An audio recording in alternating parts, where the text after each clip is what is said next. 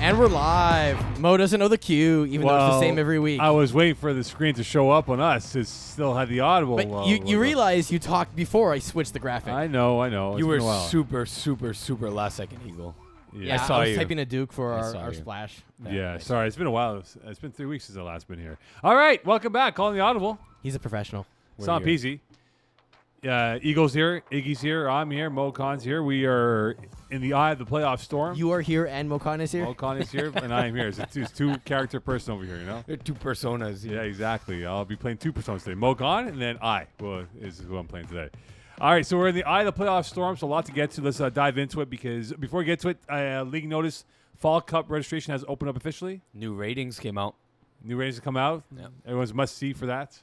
So some people have no idea what this means. Yeah. And so, Iggy, we're going to use you as an example here, okay? Sure. So we're going to go for Ignacio, and we're going to see here you're currently scored as a 69 on offense. Nice.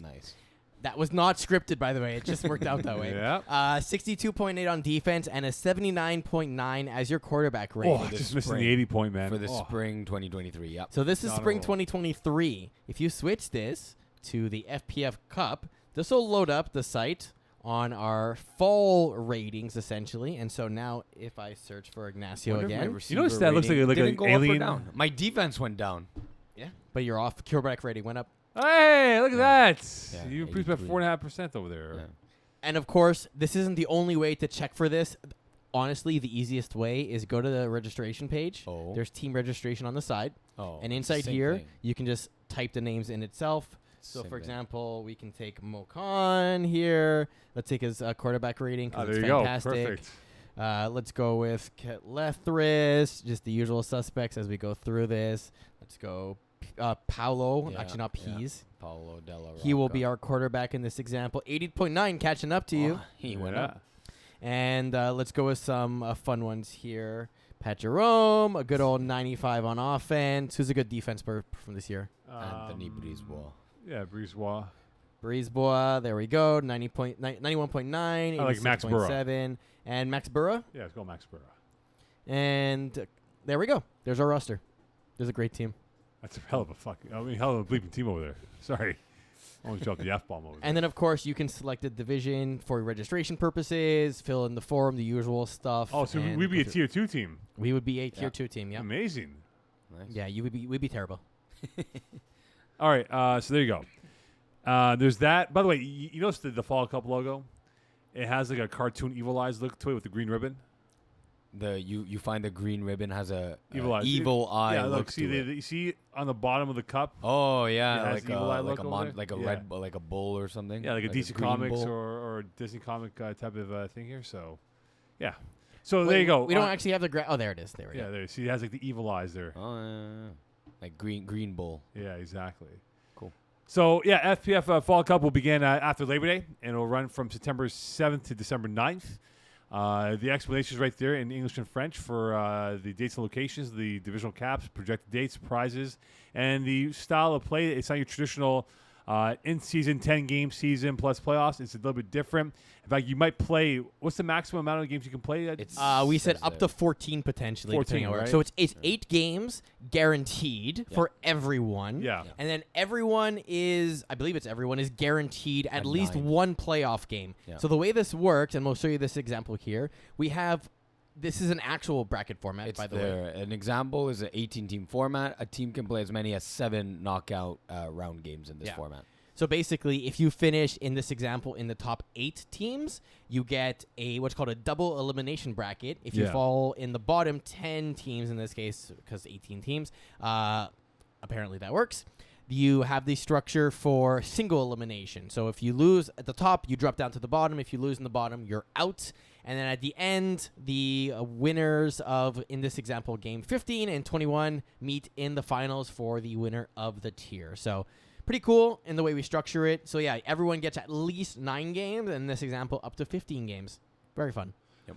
Okay, there you go. So Cap, the player ratings are out for the Fall Cup. The FPF Cup is now open for registration, and we are now in the eye of the playoff run of the spring season. We're now in the final 10 days, I believe, of the whole kit and caboodle before we take a month off, thank God. All right, so let's dive into Div C. Yes. Last Eagle. thing I just want to mention, Eagle. because we get a lot of these questions as Yes, we go Eagle. into registration Yeah, period. So, rating adjustments, right? Yes. Yeah. So our rating system is basically automated. Everything calculates itself. It's possible, although unlikely, that the ratings have either artificially increased you too much based on a single set of data, or that you're trying to register a team and that you're off by a little bit. And that could be either your quarterback is slightly over the quarterback cap, or your team is over either on offense or defense. If that happens, don't panic. If you're within a reasonable amount, and there's no exact number, if I'm being honest with you. Internally, we have guidelines in terms of how it works. But essentially, if you're close enough, you can submit a rating request. How do you do that, Eagle? I'm just going to explain the process first, and then we'll show it. We'll go through that in a second. You can submit a rating request. This goes to our review committee, and based off of that, we'll potentially make adjustments to your roster. Now, this isn't a end-all, be-all. You can't submit one every year. You can't submit 5 of them throughout a season, right? There is kind of limits in terms of how often it happens. But like I said, it's a rec league. We're trying to make sure you can play with your friends as best as possible. We want it to be competitive, but we're not going to be sticklers for details if it's close enough. So to do that, it's going to be under our resources tab in our roster verification area.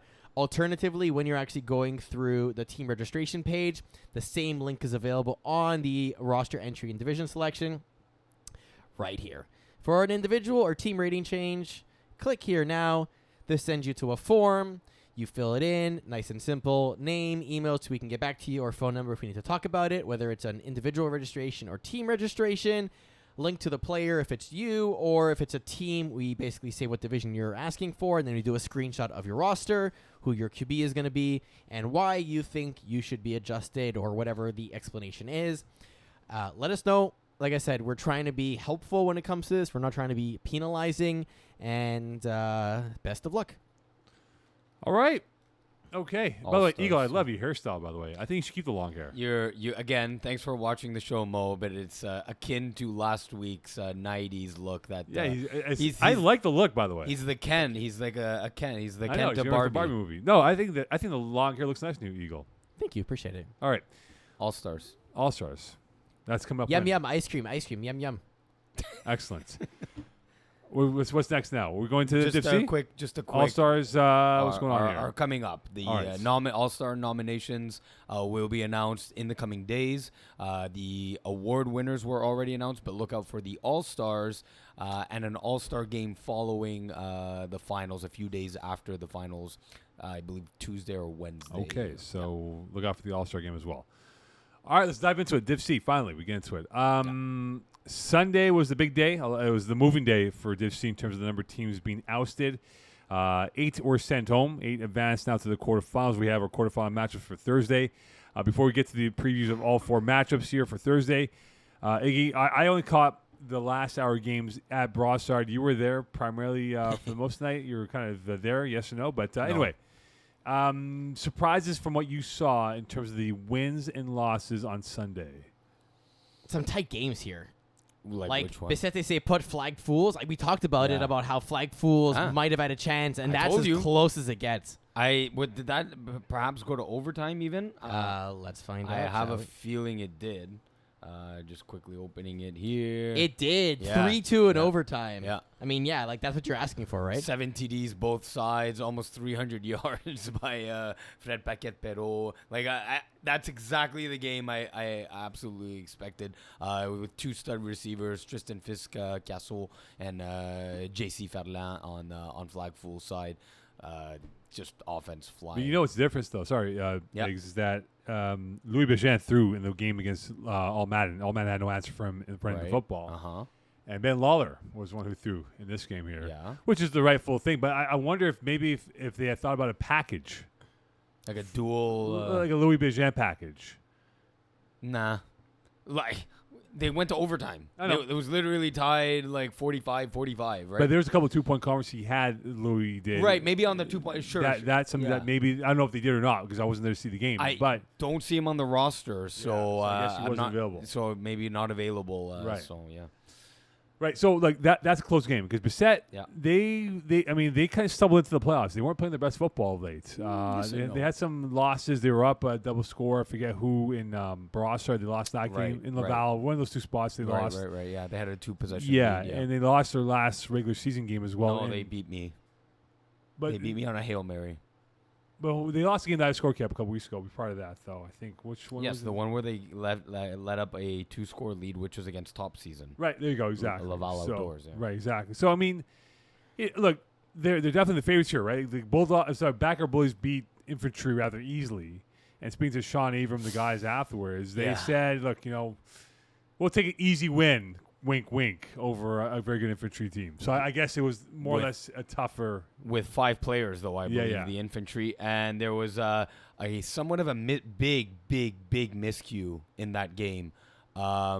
Guys, if you score a touchdown and then your 2-point attempt gets picked off by the team on defense, can that defensive team ask to go for an onside kick? No.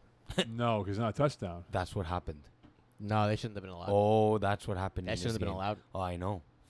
I heard it. I heard that happened, and that was a big miscue. Who Yeah. officiated the game? I don't know, but yeah, that's a big miscue, and probably I don't know if it actually. I'm sure, and they converted on the onside. So I mean, I don't know how much it alters the game, but when you gain an extra possession off a 2-point return, that's altering the game in a Yeah. significant manner. Okay, wait. So I just want to make sure I understand this Yes. properly.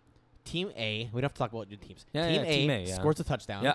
Gets the choice to go for 1 or 2. Yeah, go for or 2 onside. They choose 2. Yeah.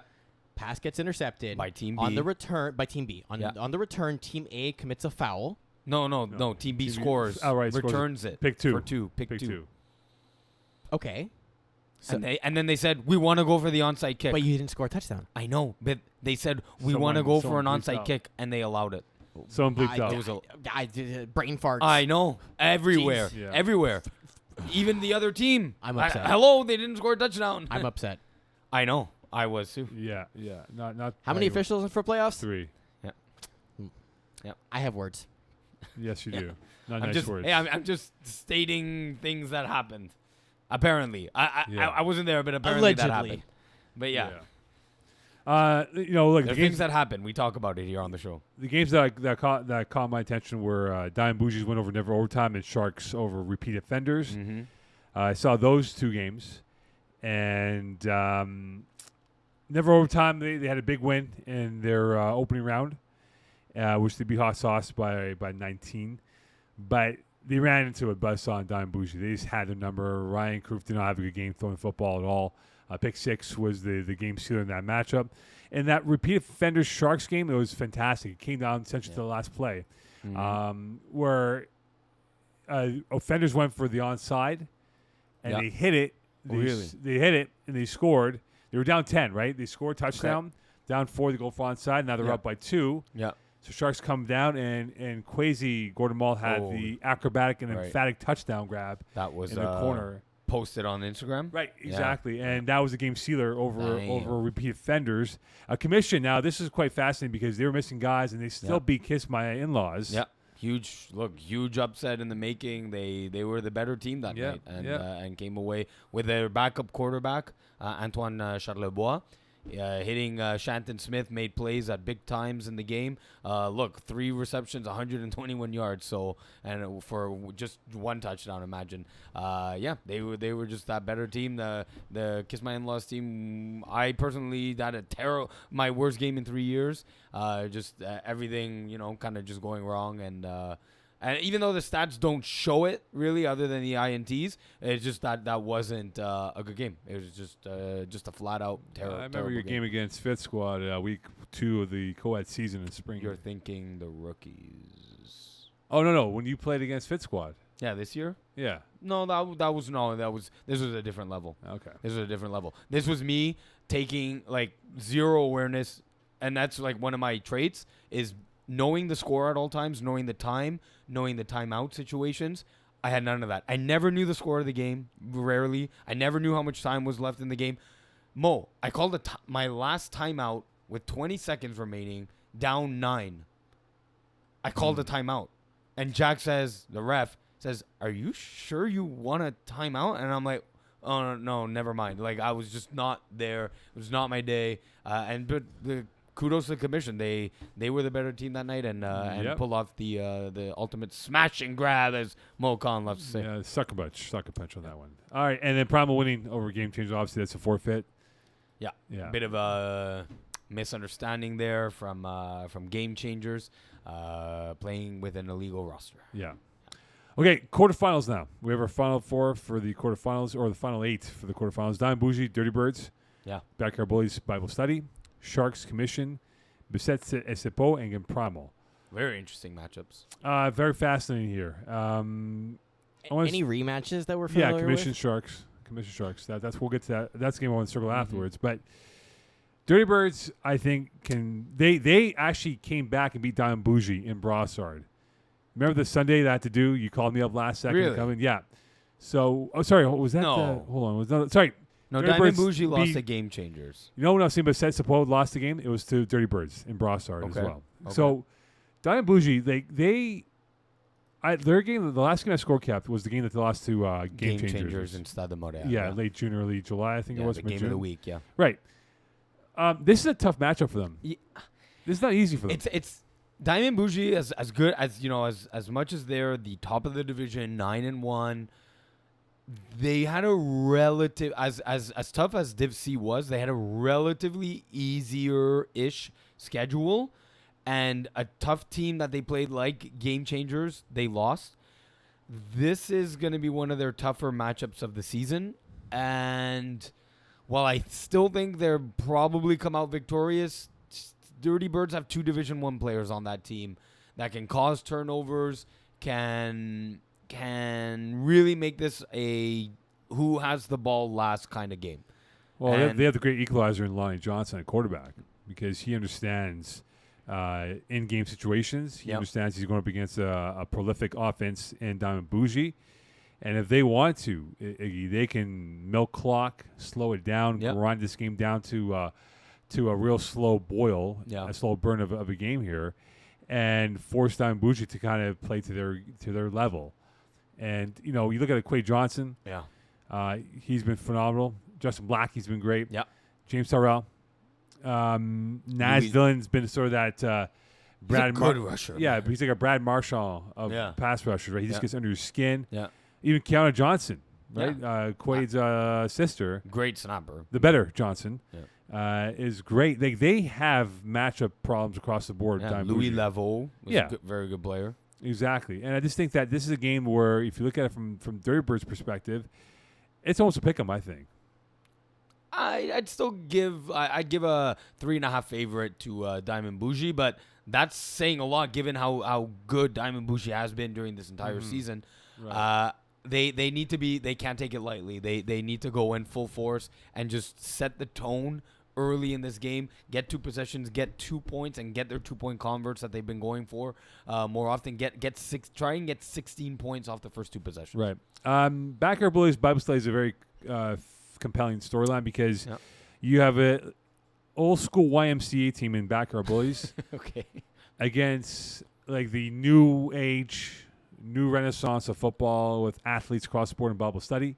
And juke your out of your pants. Exactly. Yeah. We'll trash talk you and the whole 9. So there's a lot of bravado, brash on Bible Study, whereas Backyard Bullies are a good old, clean cut YMCA guys. Right. But this is compelling because I'm curious to see who could get the other one out of their comfort zone. It's going to be Bible Study getting Backyard Bullies out of their comfort zone. They did it against Top Season, who's another one of those trash talking teams and in your face and very physical and athletic, very similar to Bible Study, and they came away victorious. So that the winner of that game was going to be a danger going into the next round, and that ends up being Bible Study. And Bullies won by 4 against Bible Study back in June 22nd on Thursday in Laval. Repeat that?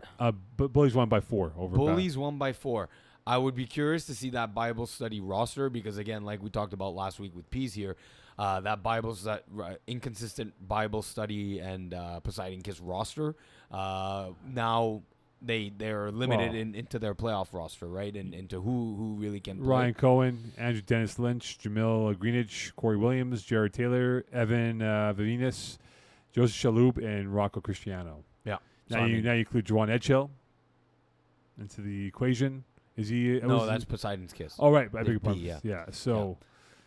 Yeah. I mean, depending on who shows up that night, right? If it's that full roster, that could pose some problems for. Yeah, I just wonder which Sean Abrams is going to show up on Thursday. Yeah, he's due for a bad game. He'd be the reason why they do win this game. Yeah, if he watches this podcast and hears me say he's due for a bad game, it's going to get to his head. He's going to blame me for loss. Say, you got my head, man. Saying I'm due for a bad game. Will he admit it? Yeah, he will. He'll use that as his crutch for why he lost against Bible study.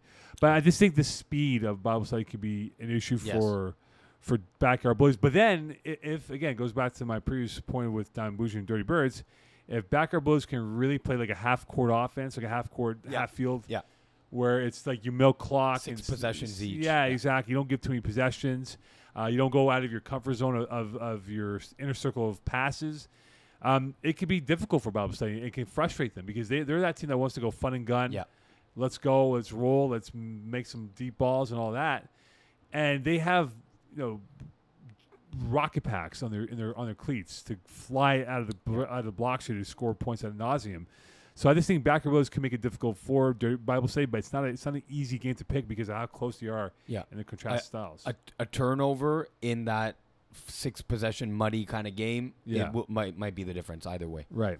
Sharks Commission. This is a really unique story because Commission beat Sharks. They did without Noah Groper, the best hair in FPF, by the way. If we did top 5 best hair, I think it would be Groper, Alex Dakula, GM Caletheris. GM would be up in there. Yeah. Didn't you mention someone with wavy, beautiful curly hair? Or I forget who it was. Oh, Kel Oberfell.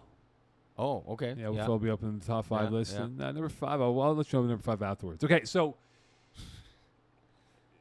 I think Noah Groper can be the equalizer. A difference maker, huge, in this game, and I think Commission know it. They probably won't admit to it.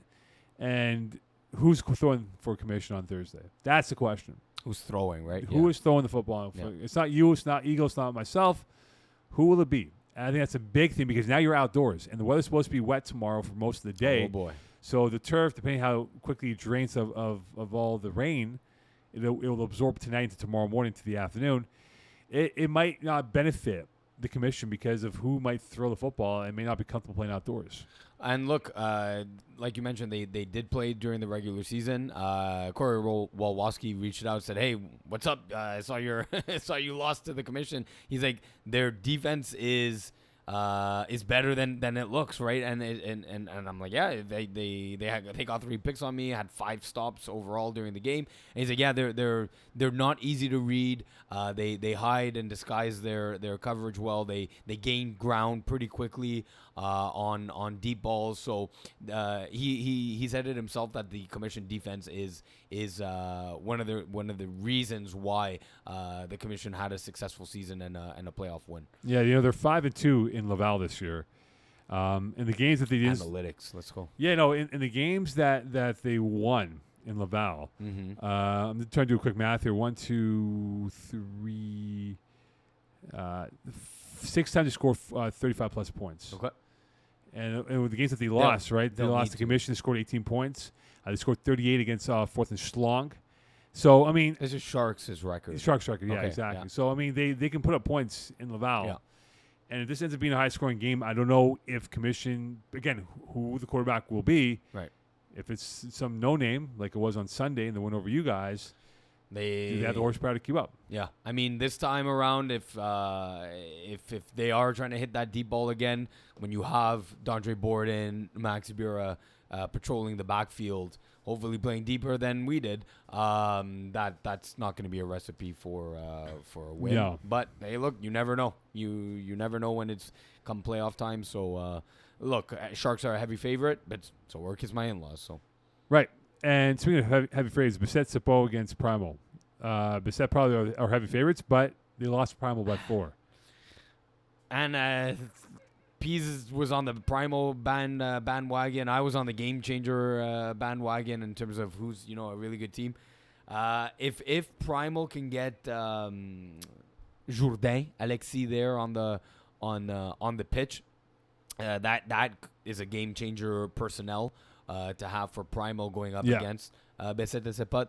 Besset et Sepot, luckily, we're able to get Francois Rochelot on IR, bringing in Ezekiel Tied into that roster. So that's kind of an equalizer in terms of talent for talent. But the depth overall of Besset et Sepot is just a slightly greater than Primal's. Although Primal has a very deep roster as well. I think I agree with you here. Besset has a slight edge. I'd say a 4-point favorite. Yeah, I just think that the depth of Besset Sepot is going to be an issue against Primal. Primal has Value Shelder, who's good. Yeah. Jared Buck's going to throw. I think that helps. Yeah. Jeremy Laplante is a good receiver as well. Yeah, two-way player out there wearing number 41. But I don't know if they can keep up with the depth of Besset Sepot in this game. I think FPP has an arm and he's made for this type of game. Yeah. And he needs, if they're going to win Primal, it's based off him having some bad mistakes. Like INTs that go for points, turnover off of points, right? So right, and we've talked about this, but Fred Paquette-Perrault's getting now used to more and more the flag game. It's not just the ability that he has to just drive the field now and be more protective of the football, but he has that quick strike offense ability as well. So he can play any game situation. I think Besset et Sepot have a better time adjusting to how the game's going than necessarily what Jared Buck can do for Primal. Right. Okay, on to Division E. And again, we have our divisional playoffs. Moving day was on Sunday.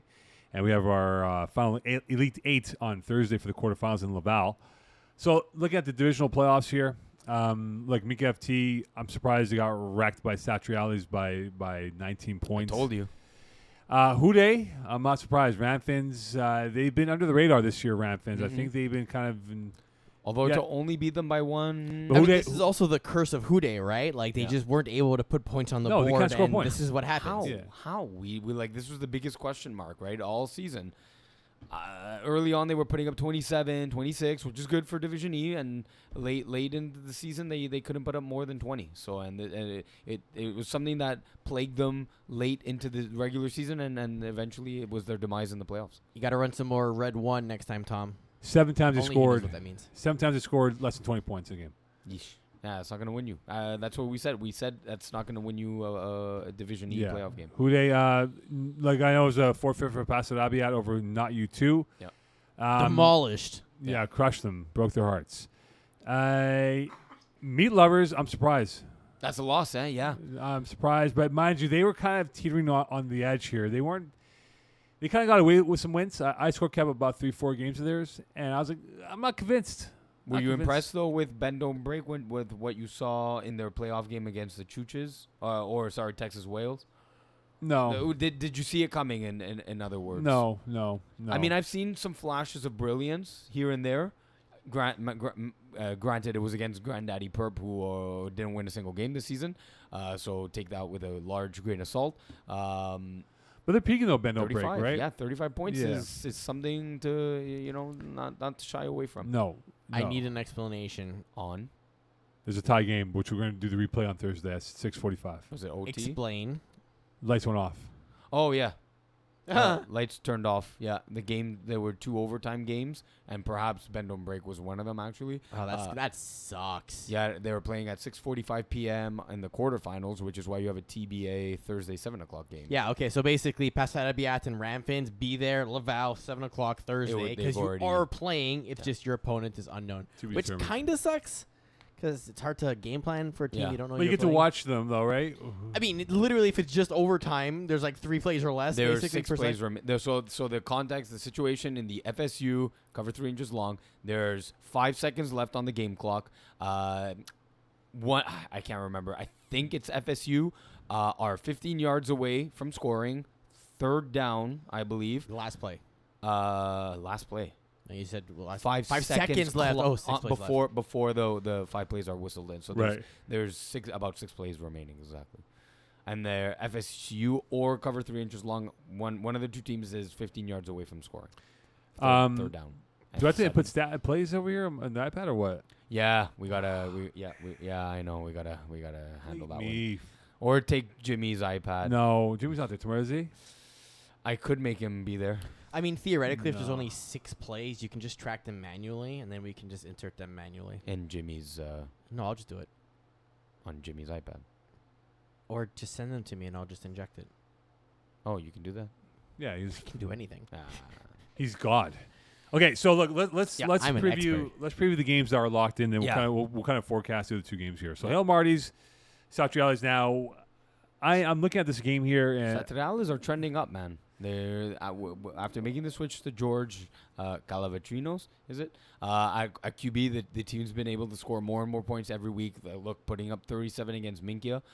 I'm not totally shocked by that because when you have the experience of Barzoni and Morelli and George gaining experience every week in, week out, that's a team that can put up points. And the thing is, Hail Marty's have been putting up 40+ points this regular season, so that's going to be tough for Satriale to go score for score with them. so I score kept the game. Hail Marty's Satriales back in late June. Okay. Our boy GK did not have a good game that day. Okay. He was very erratic. Hail Marty's Corey Sim Robertson had a decent game. Defense played well for them.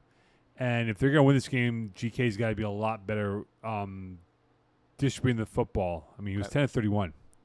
You're not going to win a playoff game when you like that in the regular 10 season. of 31, no. Yeah, and I think he's got to get Barzoni involved more than he did. Ralph Morley, was targeted 6 times, only 1 catch out of 6. He just didn't have good reads. Like, he wasn't reading the field properly, and he's got to read this team because this team's not full of athletes. They just play systems well. They play to their strengths. Hail Marty's? Yeah. It's not full of athletes?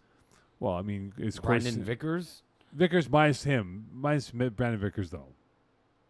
Is Corey Sim Robinson a guy that you're going to say is an athlete? No, but he's better than what is you don't expect him to be able to run and cover as much ground as he does. You can say the same thing about David Weiss, right? Yeah, but these guys aren't burners. They're not going to. No, they're not. Jonathan Perez though is a Division D talent that's Yeah. moving down into Division E and playing with this team. Had a really nice cap hit, by the way, of 66 and 65 or 74 on defense. I mean, that's enough talent in Division E to kind of counteract the Barzoni Morelli. Yeah, I just think that they got to get better quarterback play Satriales to win. If they don't get that, they're not going to win this football game. It's been there. It's been there lately, and they're pushing through. They got through an overtime victory over Area 69, and now they just put up 37 on Minkia. So that's confidence moving forward, and I could see it. Look, the thing is, Marty's are very competent on offense. I could see this one being 41-37. I can see Satrial putting up 37, but unfortunately that just won't be enough. So the hot team is Bend Don't Break. Yeah. They come in on a 2-game winning streak. Show me them TDs here now. I think Bend Don't Break have a good defense. Mm-hmm. They're very they play off of opportunities, and they do make some big plays on defense here. But if them teams are going to win this football game, what they got to do is they got to be very patient when on defense here. And they have guys who are smart defenders, whether it's the Wrangler, Darren Medizian. Yep. You look at some of the guys that they have. Jenny Yanukoulis is a good player as well. Dennis Kudavas. Yeah. He's a good player. They have guys on this team that can set traps and put their opponent in that trap and punish them for points or for touchdowns here.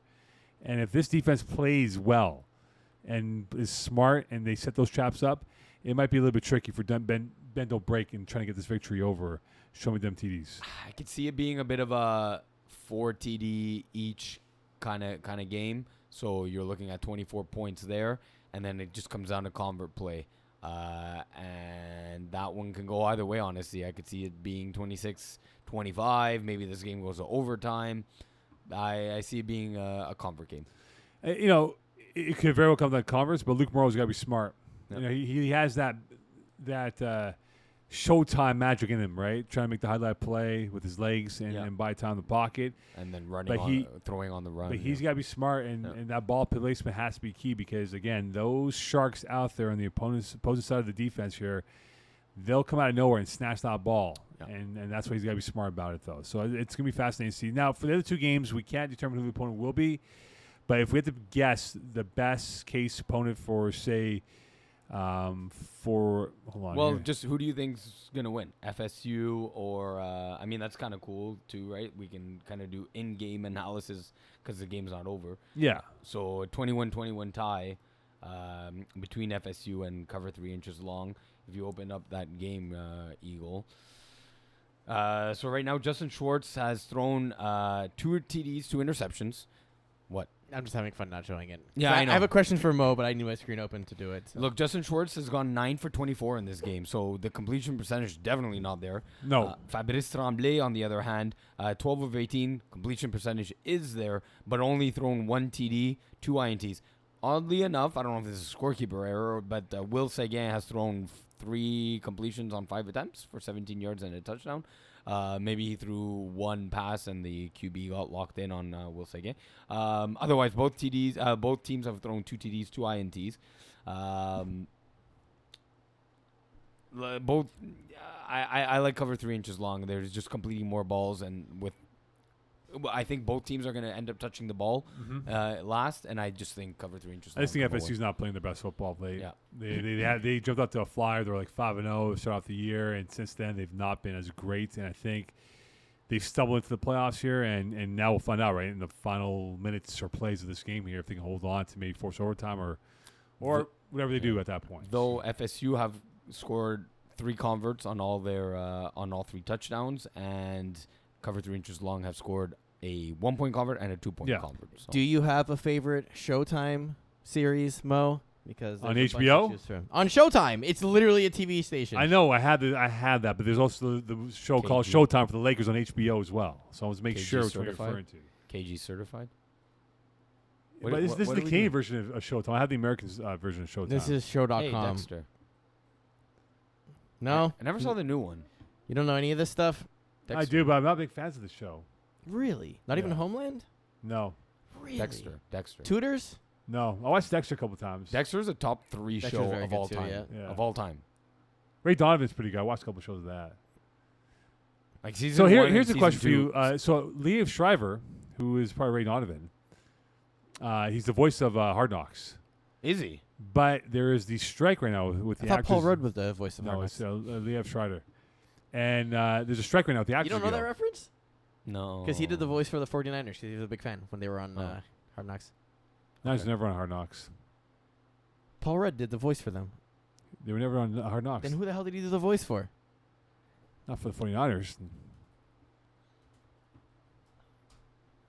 Anyway, so Liev Schreiber, because of the Actors Guild, may not do Hard Knocks. Okay. Because it's Chiefs. I'm sorry, the Chiefs. Chiefs.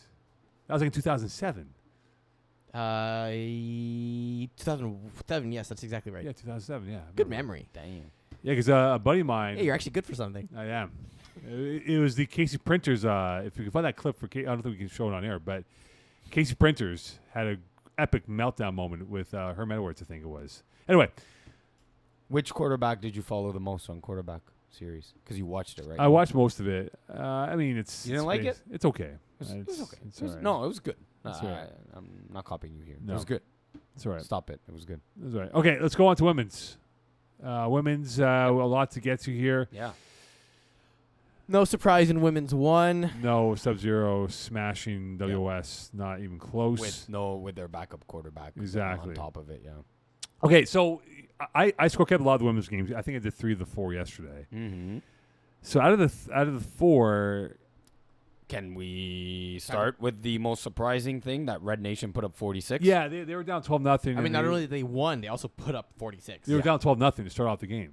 Like they were down. Okay, so like, just you know, keep them coming, Mo. We're like, and then bring on they more. were Like, they were surprising not things. moving the ball. Then finally had a breakthrough on a great catch by Gigi Cabilo-Bonte on a She's a deep ball. baller. She's a baller. And that opened up the floodgates for them. They never looked back. They were great on defense. Alison Sobel saw the field really well. There was a lot of I'm throws not clicking on the tab just yet, but who do you think scored more touchdowns, Allison Sobel or the Red Nation defense? Iggy? Oh no, I know the answer to that I question. So already obviously, know, I know. It's a great stat line. Yeah. for sure. Wow, that's a lot of touchdowns. Yeah. yeah, it was sort of like she was like Steph Curry, right? Like everything she shot went in, right? Everything she threw was just going in, like for passes for touchdowns, like ball placement, There's plays where she had it through tight windows of defenders, found the player open and stuff. Mm-hmm. And we'll get to the next point of who they have next with Wildcats coming up here. But it was impressive what they did. Supernova smashed XNX. It was over after 5 minutes. Wasn't even close.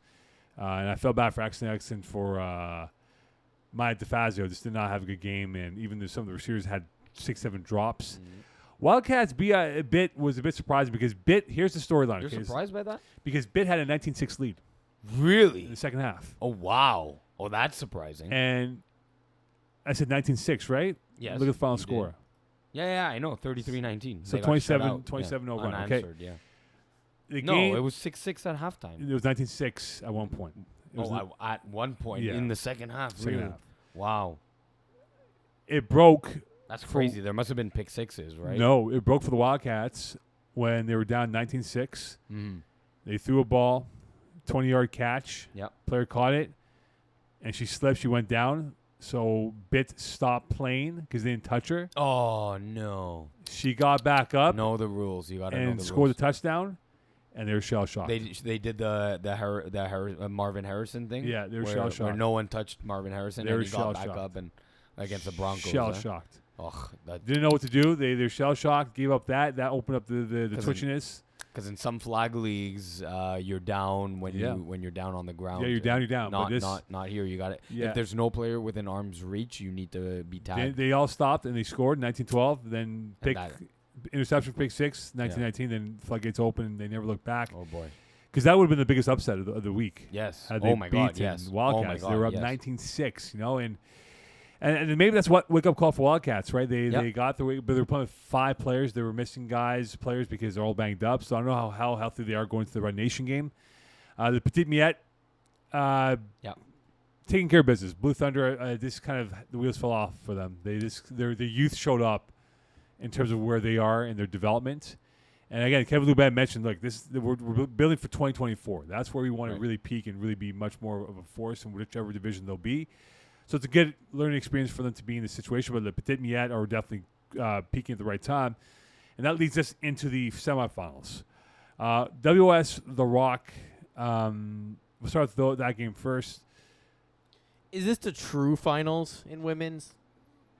Because we know Sub-Zero is likely going to win. Yeah, they're right? going to smash them. So is this like the way of saying we're number 2, and that's the end But of really it? number 1 with the number 2 art.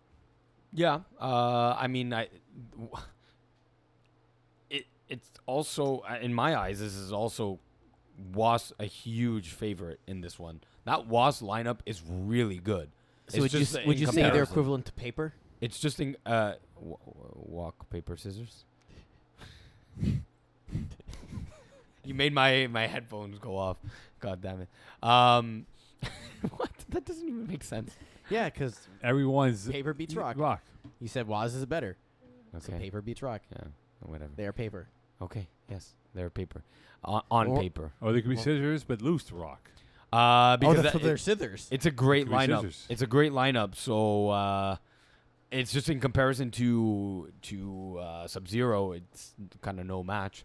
Yeah, sure. It's the final in women's one. Sure.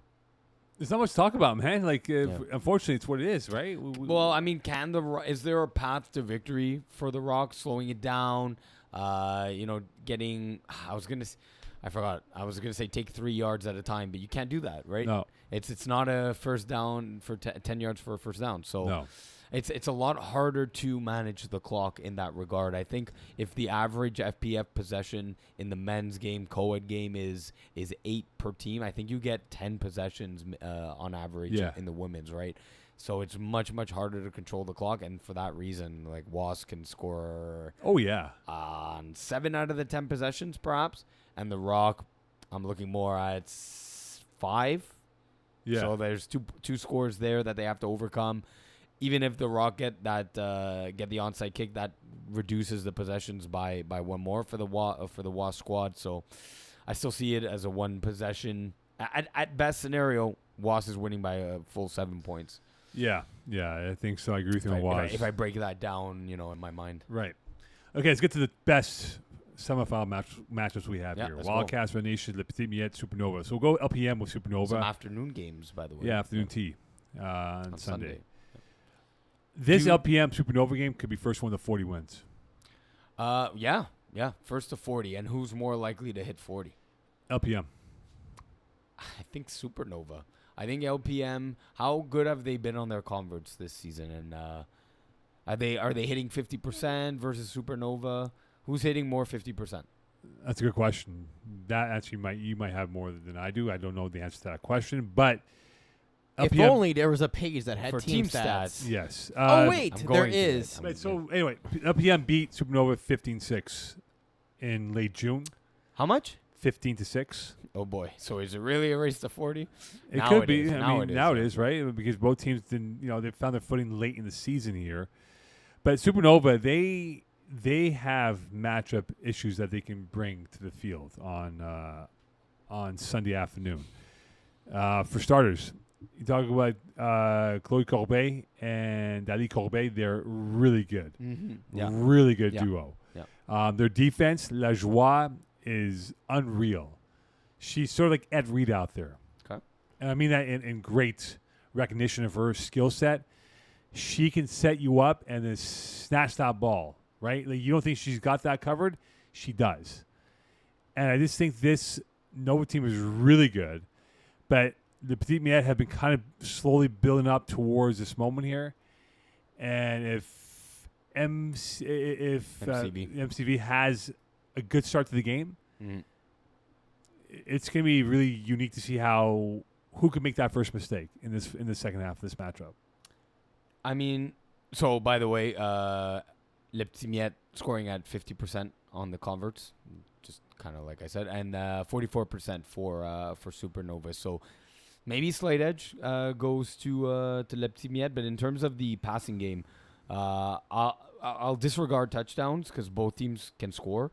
I'll look at the interceptions. So MCV has thrown 11 picks so far this season, whereas the counterparts, they've thrown a lot more INTs, right? So Florence Bro, just on her own, 12 INTs, and then they went through a bit of a rotation of quarterbacks, whether it was Maxime Poirier, 6 INTs, and then Chelsea Briton, 4 touchdowns, 1 INT, and just the one game thrown, it looks. Yeah. So that sets up Le Petit Miette, say, to get one more turnover in this game, which I think Morgan Cosimano-Valois can turn into 6 points. So plus that, the convert game going to the slight edge for Le Petit Miette. I think Le Petit Miette have the advantage given all those things. Yeah, I'm picking a slight edge to the LPM. I think Nova will make it tough, but I think LPM just has that momentum going into the Final Four of the year. As for Red Nation against Wildcats, they did play each other. And now I'm just going to give you the lineup from Red Nation alone, okay, to today's current lineup. So who threw in that game in the loss? Lemise, Aljundi, and Rochelle Valliere, both not there. Yep. For different reasons. Well, yeah. Kia Allen Beckles, I don't think she's eligible for playoffs. I don't think she is. We'd have to Double check that. quickly check. So she won't be there, right? Valliere, second lead receiver, she won't be there. So it's a complete makeover of a roster who will be available for Red Nation on Sunday afternoon. 4 games played for Kia. Right, so Kia's not going to be available.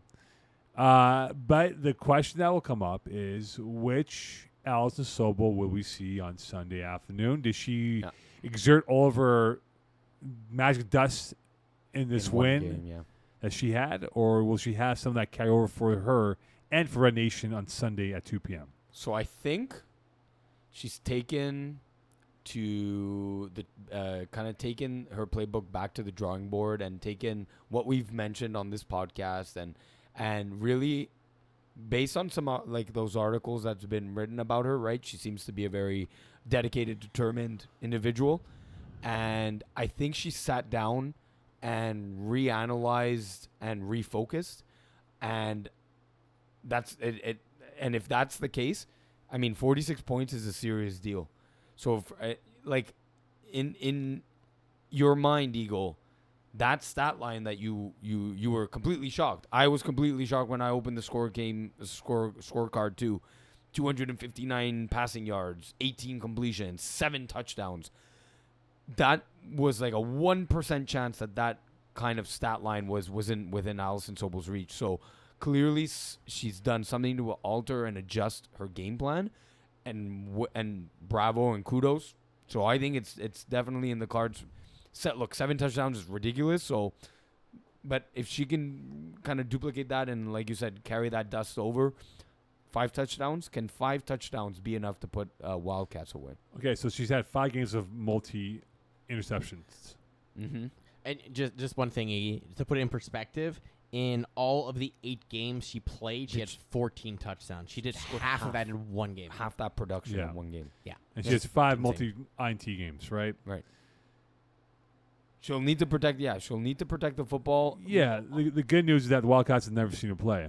They've not played against her, so they don't know how she is, how she operates. So that might give her the blessing in disguise in this situation.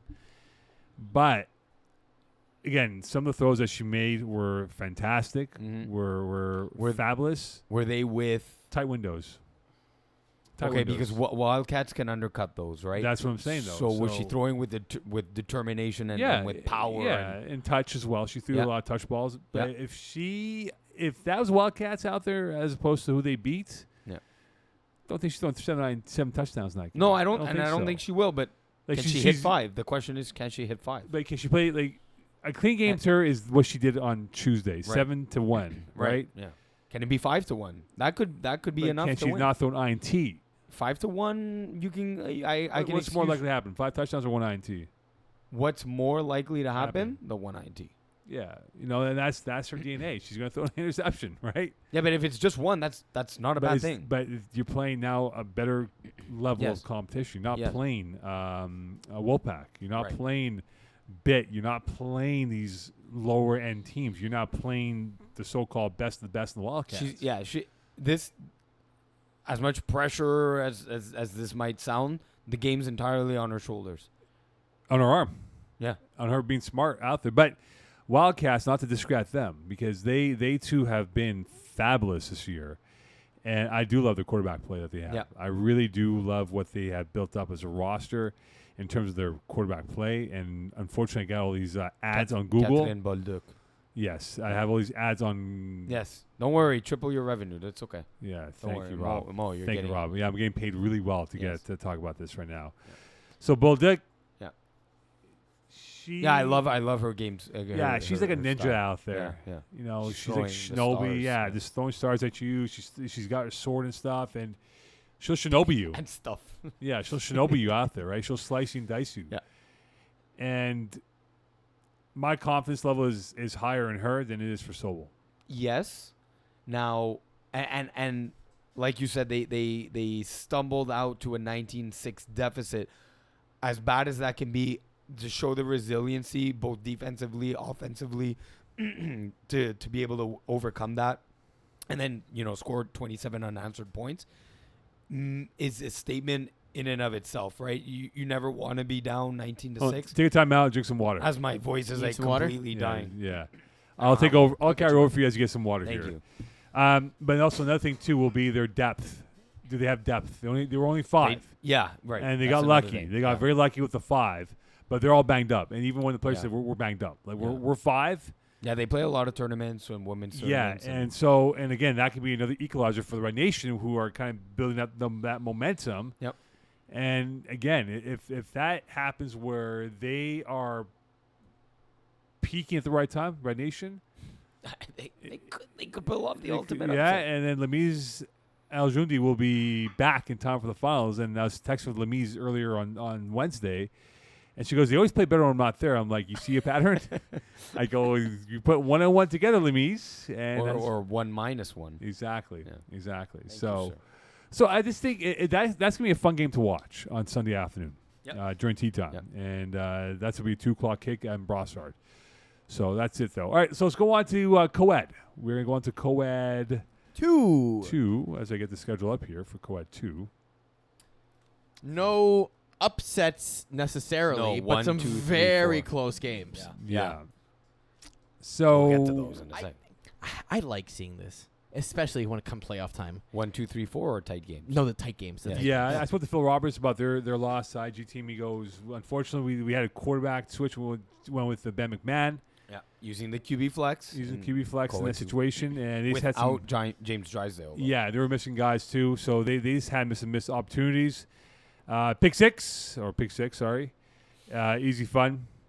I'm not surprised by those. Kiss my end zone. Thoughts on that, please? Not fair. Never too late team lost Will Paquette, who blew a tire on his way to the field. Now tire. Oh, okay. I think like running, down Like the field. literally. Yeah, no, literally blew a Okay. tire on his way to the field. Okay. So their best player, arguably one of the best players in co-ed 2, in all of co-ed 2, was not theirs, and so you have Pease playing defense. and he saw his own play develop on a drag, and he's like, "Oh!" I saw his eyes light up, and he tried to undercut Alex Noel on a drag, That's and not I'm gonna like, happen. and as I was throwing the drag, I'm like, "Oh, I'm sorry, Pease." Yeah. Yeah. Yeah. Well, they had their moment against Fit Squad when they beat them on So really, Sunday. 2 people blew a tire that game. Yes. So, Yes. but I will well, say, no, Pease didn't move his tires. He just stood stationary trying to be quick enough. I will say the Never Too Late team had an opportunity because the first 2 drives for Kiss My End Zone weren't great. Both first 2 possessions, first 2 possessions for Kiss My End Zone were in the plus territory. They were on the 3-yard line and the 10-yard line for Never Too Late team, and only came away with 8 points out of that. Right. Never Too Late team had a chance to make it more competitive. By halftime, it was 20-6, and then the floodgates kind of opened thereafter. So the final 4, Kiss My End Zone, Easy Fun, Pick 6, IG team. Yeah, we got to talk about Easy Fun versus Plenty of Fish for just a quick second. Here's the scenario, and Eagle, while you open up the play-by-play. So, Easy Fun are down 1. I believe they have 3 or 4 chances, go all the way to the end. 3 or 4 chances from the 1-yard line to go up. So look at the last few plays. So you have Easy Fun for 6 yards, and then sacked for 3. This puts them on the one. So they were on the 1-yard line with that completed pass for 6 yards. They get sacked for 3. They're on the 4. Incomplete. 3rd down. 4th down. Incomplete. So they're down 1. Plenty of Fish have a 1-point lead, and this is all with 5 plays remaining. And Plenty of Fish have the last play. Plenty of Fish. It's now 5 plays, so they have to. And they're at play it their out. 1, so On they can't punt the ball. They can't. Right? It's not game over. They have to. They have to exit it. play it out because there's 5 plays from within their 10, and they're at their own 4-yard line because he got sacked.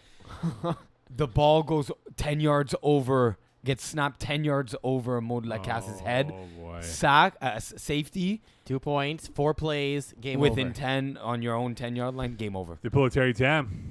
That's how you lose pulled your season. They and pulled a Terry Tam in the playoffs. And you were up 2. You were and up there's 1 nothing point. you can do about you it. were up 1 point. It's And not you, like you were- literally just needed to kill 3 plays and punt. Yeah. All you had to do was just all hooks, throw it to the ground, punt. You know what Steve Hodhod used to do? Steve Hodhod used to play in the league, now referee. He would always have, when you would be inside your 5 for the quarterback, would have a running back behind the quarterback in case it went over the head. Just for a safety valve. I mean, you're at the 1. There's not much you can do. There's no room No, for behind sure. you. But in Right. case, though, right? In case of what? There's only 8 yards behind you. I know, but still, you never know, right? But no, you literally can't have anyone behind you. You are as far back as possible. Yeah, pretty much. Like you're lined up near, almost touching the back line. If only you can get closer to the center. Oh, that's what you want? Oh no, Uh-oh. no, direct snaps. Uh-oh. No, direct Oh, snaps. yes. We got something brewing. We got Yeah. some brewing Fall going on. Cup, Yeah, Fall Cup, yeah, maybe Fall rules. Cup, yeah. Yoshi, thank you. So we had to just Jimmy G, the one and only said if only this was this would have gone viral if someone had captured it. If Jimmy knew how to use both at the same time, his iPad and his phone.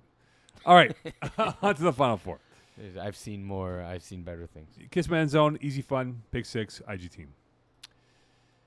Easy Fun's not going to be easy out for you guys. No, they're a good team, and when we played them, Blaze really good. Yeah. Faradon's really good. Their female quota of talent they have, dangerous. I'm not discounting you guys. No, Yeah. might be. It's arguably one of the best female all-around talent squads. And on the flip side, you guys have a pretty good depth of team. But depending, like, I mean, obviously, if you guys are on time, if you guys show up on time. Why? Well, a couple times I score kept a game. One guy showed up at 7:00. Noel showed up after 7:00. Oh, that was another thing in Never Too Late team. Not only did Will Paquette not arrive and blew a tire, two of their players were stuck in traffic together, carpooling, and so they were four to start the game. But gracefully, I let them arrive without conceding any points. How chivalrous of you. But, look, this is going to require Easy Fun to be smart on defense. Yeah. They cannot show what they're going to throw at you on defense. And they don't. That's one of the defenses in co-ed that masks and disguises their looks. Right. And if they do that, then they're dead meat, and they won't have any fun against you guys. And sorry, Mo. Go ahead. Easy Fun didn't have. Is it Alex or I'm thinking Arnaud Desjardins, but it's not. It's neither. No, he's a Laval quarterback. Yeah, I know. Desjardins, though, of now playing with Easy Fun. He was not there against Plenty of Fish. Nathan Desjardins. Nathan, yeah. Sorry. He could. He's. And speaking with Jeremy White, he's coached him in the past and everything, and now has seen him play a couple times with Easy Fun. It's a player with so much potential, and he could be a great difference maker on defense if he's there.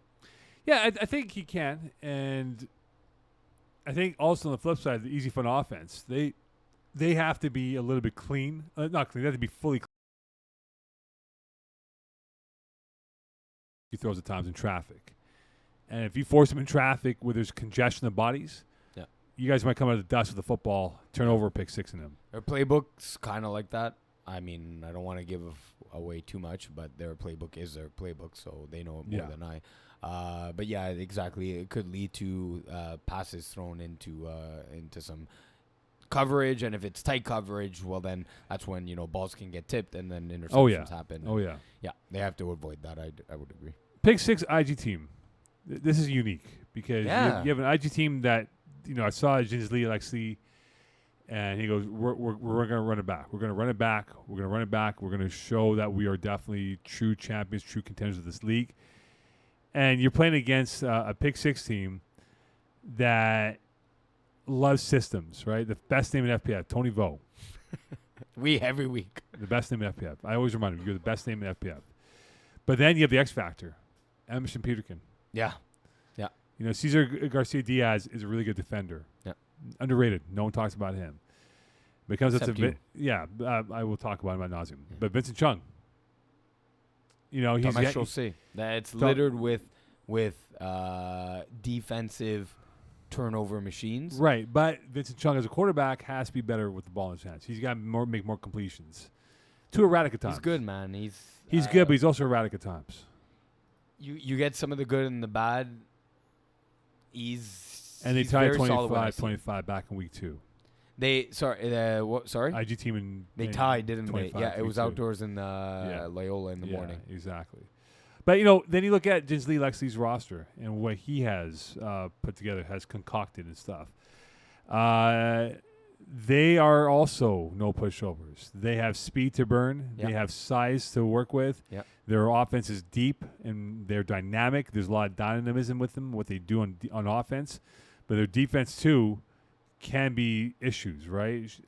Charles-Emile Devaux is a good pass rusher. Yeah, he was rushing Ben McMahon very well. Yeah, and look at the INTs that they've had. I think they had close to 20 as a team. That's serious damage. Yeah. And not only that, they had, I think, 5 or 6 pick sixes. Yeah. And if Vince throws 1 or 2, that's up for grabs. It might be they might be down 2 scores before you know it. Yeah.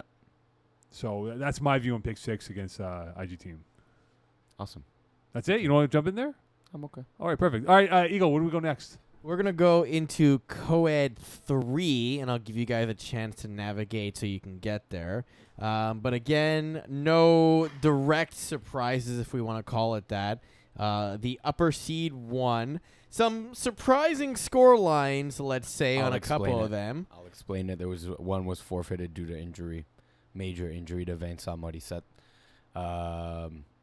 potentially fractured knee, ACL. Oh man, It was bad. The game was stopped, and the Crevets were already playing 5 players, 4 male, one female, and just said, you know what, we don't want to play. I mean, if they were actually 5, then you can't play at 4. They were just like, no, we're done. We're like, it's demoralizing. Yeah, it was really bad, and we wish Vince Freak accident type of thing? Yeah, it was just he making a cut, running as a quarterback, making rolling to his right, going downfield, making a cut back to the inside, and I don't know if knees collided or just, it was, you never want to see it. No, so we wish Vince a speedy recovery. He's a really good dude as well. Yeah, really, awesome really guy. nice guy. Yeah, awesome guy. Yeah, it sucks. Yeah, it's really bad. So that's the explanation on the weird score for that one. Thunder Buddies nearly got upset. Big 6. They got upset? Nearly got upset. Nearly. No, I wouldn't have called either one winning an upset. Oh, Thunder Buddies had a good season though. Yeah. Fast Not Furious. I know Tigres. That's the that's the unique situation which we'll let Iggy describe. And Drink Team smashing Michael Scott's stats 40-0. But we'll talk about Fast Not Furious 3 and Tigres and their unique situation. Well, we don't need to talk about the No, we game. don't. Just a reminder: if you think you're smarter than our administration, you're wrong. Yeah. That is all. He's actually serious because Eagle's actually smarter than a lot of you idiots out there. And I'm not saying that to be facetious, but I'm saying that because Eagle is smart. He's a genius. Yeah, he's Eagle genius. Who Eagle, hates Eagle genius? Who hates I saying that name to Eagle? Robert Campana. He's afraid it gets to my head. Yeah, he rolls like I'll show you the Rob Campana reaction when I see it during the roadshow. Yeah, Rob, he's Eagle genius. Okay, all right, Mo. You're gonna make his Rob when he gets his hands up in the air, right, like this. It's like you're gonna blow up his head, me, bro. Like the guy eats sugar all day, and at the end of the day, Eagle genius. Okay, go back to the booth and call it division, whatever you're doing over there. Division whatever 7. Whatever I'm doing. Division 7. All right, so Fast Not Fierce Thunder Buddies. That should be good. That is like a finals right there. That's a really good one, especially now. I mean, Well, if we both talk- these semifinals I think are going to be fantastic. Yeah. Yeah. So this is a final. This could be a finals written all over it. Yeah, especially with the Fast and Furious 3 roster, right? It's super strong during the regular season. They're minus Oriola Poirier. So we're... Do training camp commitment? No, injury. Oh. Injury. Even we'll get there in Division D. Bandits, the Hunsick were without Oriola as well. And they were without Xavier Couture against Tigres yesterday. That kind of indicates the close score line there. But yeah, so... Now that makes it a lot more interesting, right? Because with Oriola there, he's a game changer. Although you do have, that game-changing ability of willpower on Thunder Buddy side. So this one really already was an interesting matchup. Becomes even more so, where it's, I don't know, it's almost a pick'em game, maybe a +1 favorite either side. Thunder Buddies have that bless elements in their structure. Yeah. Of a roster. Yeah, Jafar Hassan, Will Power, Terry Bablos, former, blessed player maybe in the future. Babylon Club, that's right. Yeah. But here's the thing though about Fast Not Furious. Where have they been really challenged this year in your mind? They have not been challenged. They haven't. No. This is their challenge, right? So I know they smashed Thunder Buddies by 30-something points or nearly 27 points. Yeah, I was there. No, I wasn't. It was Brosser. It was my field. It was I scored kept that game. Right. But yes, I this remember. this Thunder Buddy team is a lot different now than the one that we saw 2 months ago. Yeah. Definitely a difference maker for Thunder Buddies. Having Brady O'Henderson. I probably screwed your last name. I'm sorry, Brady. Running, double quarterback plays, even during not just on convert plays, but they have play designs, to drive the field with him. Kayla Gauthier usually or was at least the recipient of a large touchdown pass 30 yards or so downfield from Brady, so they can stretch the field with their female players as well. So the Fast and Furious 3, a lot of that game is going to come down to Ryan Dobbs at the quarterback position. And while he has obviously been scoring at a high level, this is one of the better defenses that he's now going to go up against. So and minus again having one weapon in Oriola. Let's see how that game gets managed, because this is going to be a very game managed heavy kind of game. And how does Jenna Rougeau rush him? Right.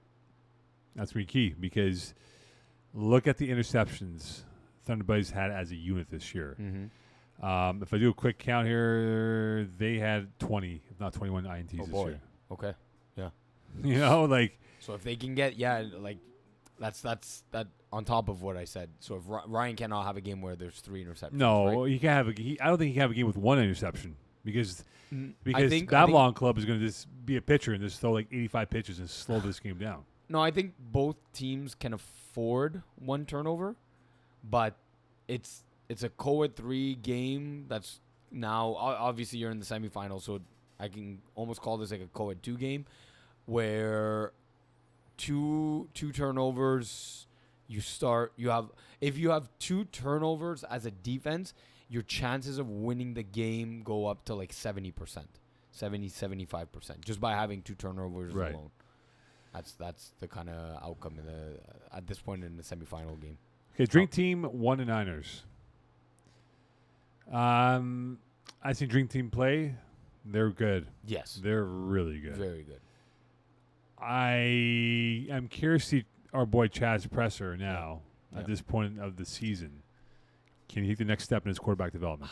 You know what? As unfortunate as the injury was, and to Vince, you as a quarterback, on just looking at it from that perspective, you want as many reps as you can get. Sorry, in a playoff game situation, and I believe only got 1 drive, right, and scored a touchdown. That's great, but you want as many reps, in general.